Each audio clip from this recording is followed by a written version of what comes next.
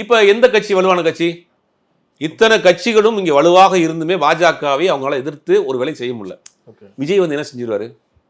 இன்னைக்கு தான் எல்லாரும் வந்ததுக்கு பிறகு எஸ்ஏஆருக்கு நாங்களும் அதில் எதிர்ப்பு தெரிவிக்கிறோன்றாங்க. முதல்ல இவங்களுக்கு எஸ்ஏஆர்னால என்னங்கிறது முதல்ல புரியணும். ரெண்டாவது அனைத்து கட்சி கூட்டத்தை கூட்டியிருக்காங்க திமுக.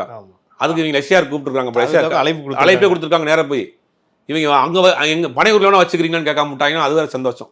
எங்கள் தளபதி வர்றதுக்கு ரொம்ப கூட்டம் சேர்ந்துடும், நீங்கள் எஸ்ஏஆர் மீட்டிங்கை வந்து பனையூரில் வச்சுக்கிறீங்களா அப்படின்னு கேட்டாலும் கேட்பாங்க சார். அவ்வளோதான் சார், அவ்வளோதான் இருப்பாங்க அவங்க. அதுக்கு மேலே நீங்கள் யோசிக்கவே கூடாது.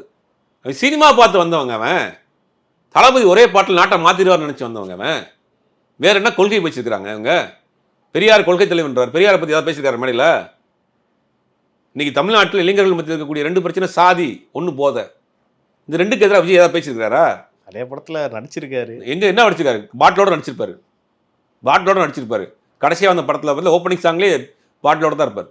சமூக கருத்தெல்லாம் என்ன சமூக கருத்துனது? பாட்டிலெல்லாம் நிறைய பாட்டில் பாடி இருக்கு. தீப்பந்தம் எடுத்து தீயை கொளுத்துனாரா?